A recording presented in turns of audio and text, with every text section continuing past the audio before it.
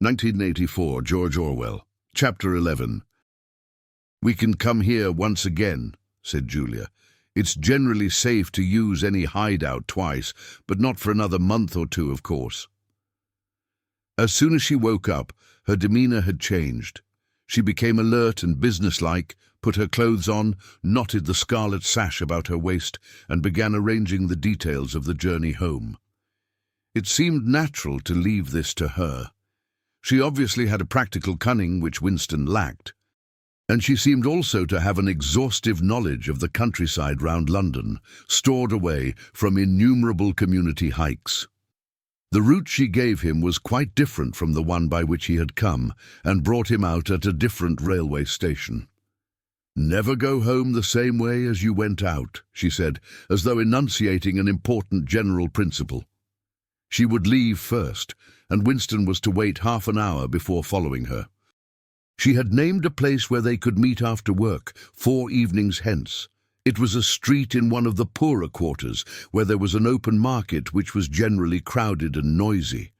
She would be hanging about among the stalls, pretending to be in search of shoelaces or sewing thread. If she judged that the coast was clear, she would blow her nose when he approached. Otherwise he was to walk past her without recognition. But with luck, in the middle of the crowd, it would be safe to talk for a quarter of an hour and arrange another meeting. "And now I must go," she said, as soon as he had mastered his instructions. "I'm due back at 19:30. I've got to put in 2 hours for the Junior Anti-Sex League. Handing out leaflets or something. Isn't it bloody? Give me a brush down, would you? Have I got any twigs in my hair? Are you sure?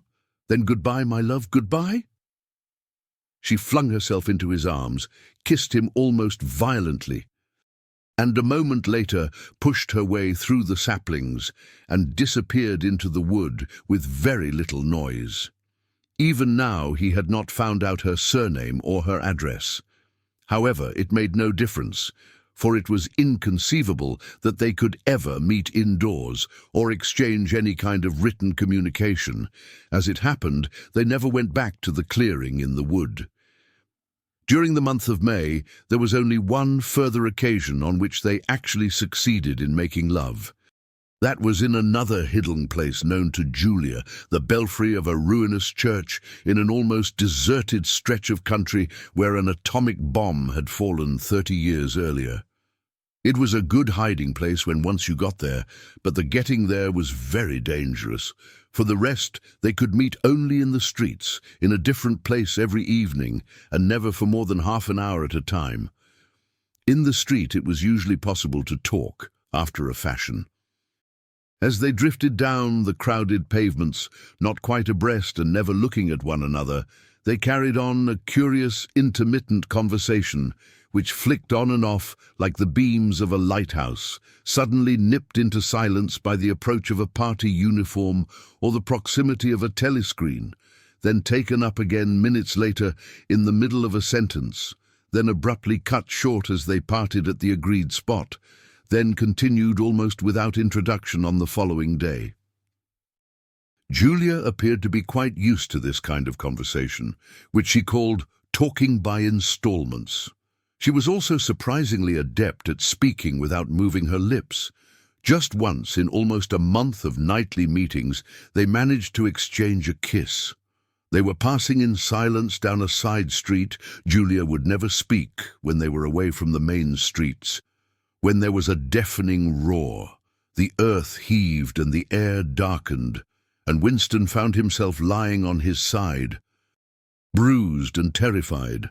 A rocket bomb must have dropped quite near at hand. Suddenly he became aware of Julia's face, a few centimeters from his own, deathly white as chalk. Even her lips were white.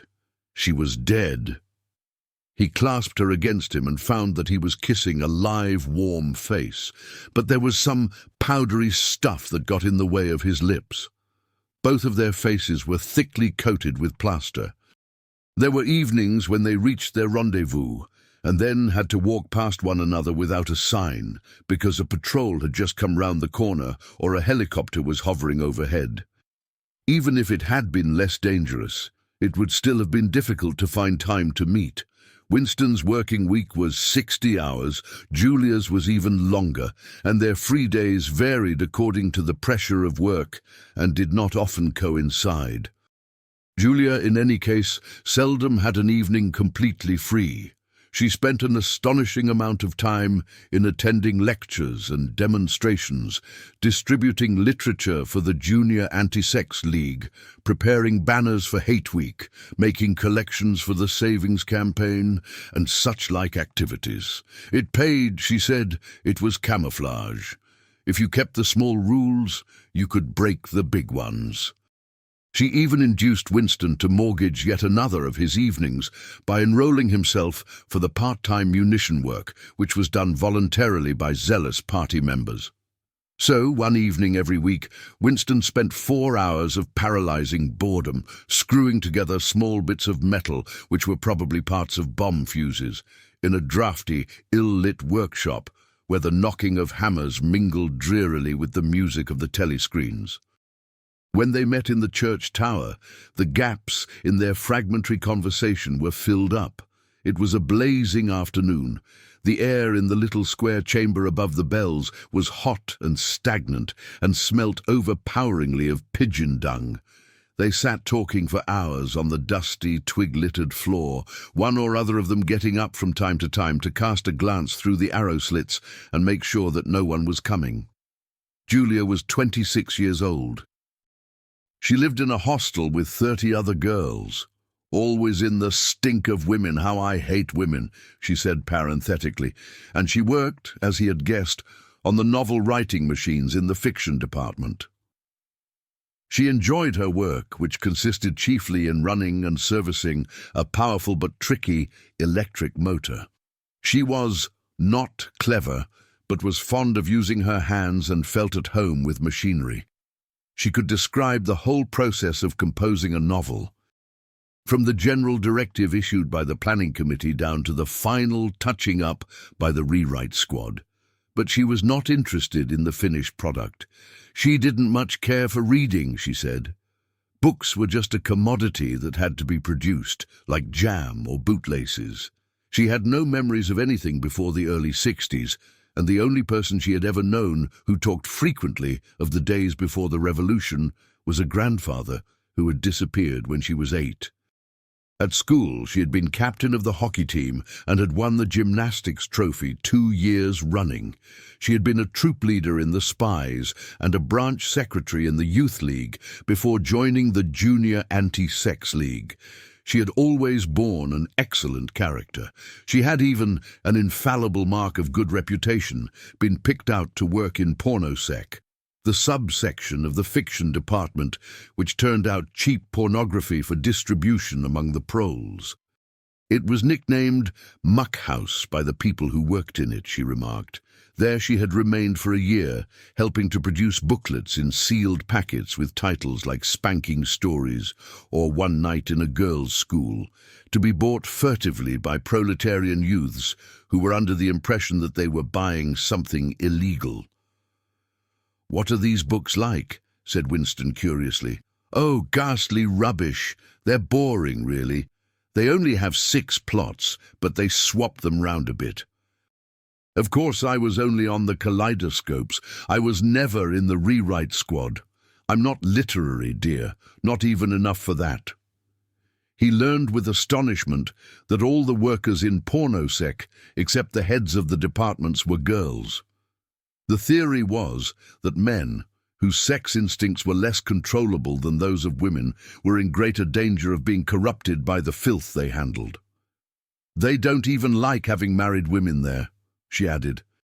"Girls are always supposed to be so pure. Here's one who isn't, anyway. She had had her first love affair when she was 16, with a party member of 60 who later committed suicide to avoid arrest. And a good job too," said Julia. "Otherwise they'd have had my name out of him when he confessed." Since then there had been various others. Life as she saw it was quite simple. You wanted a good time.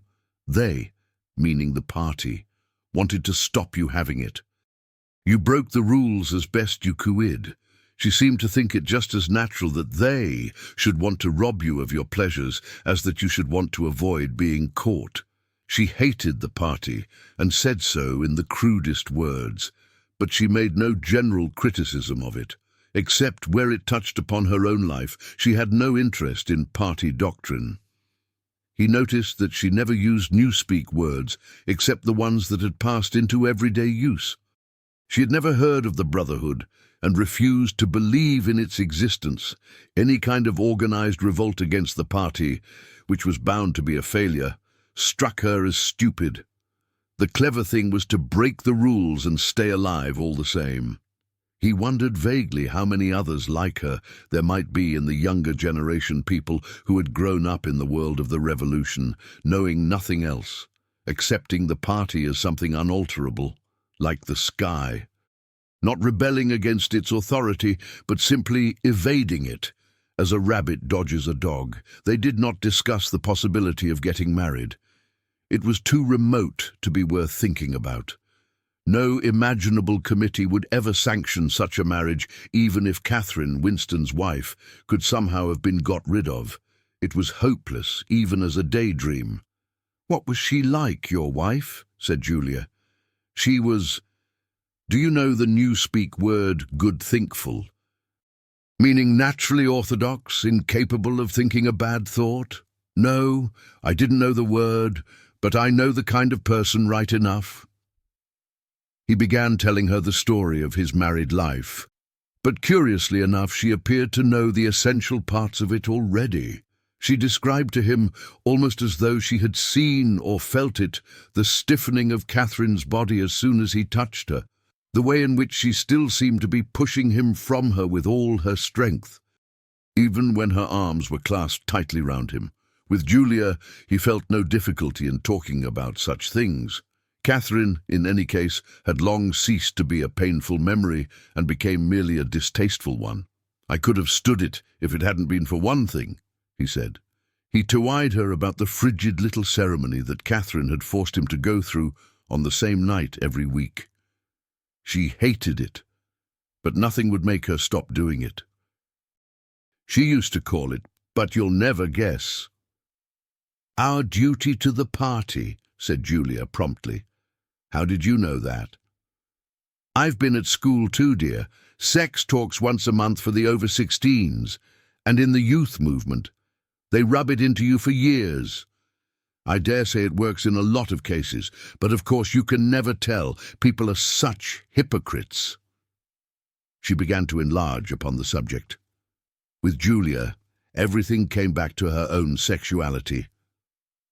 As soon as this was touched upon in any way, she was capable of great acuteness. Unlike Winston, she had grasped the inner meaning of the party's sexual puritanism. It was not merely that the sex instinct created a world of its own, which was outside the party's control, and which therefore had to be destroyed if possible. What was more important was that sexual privation induced hysteria, which was desirable because it could be transformed into war fever and leader worship. The way she put it was, when you make love, you're using up energy, and afterwards you feel happy and don't give a damn for anything. They can't bear you to feel like that. They want you to be bursting with energy all the time. All this marching up and down and cheering and waving flags is simply sex gone sour. If you're happy inside yourself, why should you get excited about Big Brother and the 3-year plans and the 2 minutes hate and all the rest of their bloody rot? That was very true, he thought. There was a direct, intimate connection between chastity and political orthodoxy. For how could the fear, the hatred, and the lunatic credulity which the party needed in its members be kept at the right pitch, except by bottling down some powerful instinct and using it as a driving force? The sex impulse was dangerous to the party, and the party had turned it to account. They had played a similar trick with the instinct of parenthood. The family could not actually be abolished, and indeed, people were encouraged to be fond of their children in almost the old-fashioned way. The children, on the other hand, were systematically turned against their parents and taught to spy on them and report their deviations. The family had become in effect an extension of the thought police. It was a device by means of which everyone could be surrounded night and day by informers who knew him intimately. Abruptly, his mind went back to Catherine. Catherine would unquestionably have denounced him to the thought police if she had not happened to be too stupid to detect the unorthodoxy of his opinions. But what really recalled her to him at this moment was the stifling heat of the afternoon, which had brought the sweat out on his forehead. He began telling Julia of something that had happened, or rather had failed to happen, on another sweltering summer afternoon, 11 years ago. It was 3 or 4 months after they were married. They had lost their way on a community hike somewhere in Kent. They had only lagged behind the others for a couple of minutes, but they took a wrong turning and presently found themselves pulled up short by the edge of an old chalk quarry. It was a sheer drop of 10 or 20 meters, with boulders at the bottom. There was nobody of whom they could ask the way. As soon as she realized that they were lost, Catherine became very uneasy. To be away from the noisy mob of hikers even for a moment gave her a feeling of wrongdoing. She wanted to hurry back by the way they had come and start searching in the other direction. But at this moment, Winston noticed some tufts of leucostrife growing in the cracks of the cliff beneath them. One tuft was of 2 colors, magenta and brick red, apparently growing on the same root. He had never seen anything of the kind before, and he called to Catherine to come and look at it. "Look, Catherine, look at those flowers, that clump down near the bottom. Do you see they're 2 different colors?" She had already turned to go, but she did rather fretfully come back for a moment. She even leaned out over the cliff face to see where he was pointing. He was standing a little behind her, and he put his hand on her waist to steady her. At this moment it suddenly occurred to him how completely alone they were. There was not a human creature anywhere, not a leaf stirring, not even a bird awake. In a place like this, the danger that there would be a hidden microphone was very small, and even if there was a microphone, it would only pick up sounds. It was the hottest, sleepiest hour of the afternoon. The sun blazed down upon them, the sweat tickled his face, and the thought struck him. "Why didn't you give her a good shove?" said Julia. "I would have." "Yes, dear, you would have. I would, if I'd been the same person then as I am now. Or perhaps I would. I'm not certain." "Are you sorry you didn't?" "Yes. On the whole, I'm sorry I didn't." They were sitting side by side on the dusty floor. He pulled her closer against him. Her head rested on his shoulder, the pleasant smell of her hair conquering the pigeon dung.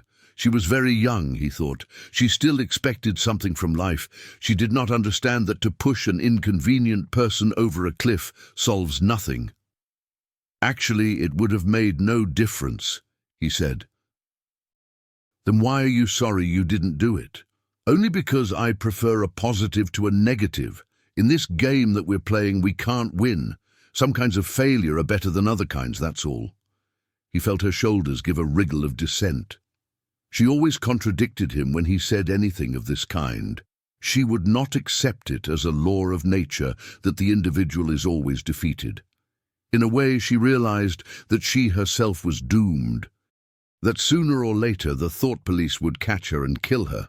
But with another part of her mind, she believed that it was somehow possible to construct a secret world in which you could live as you chose.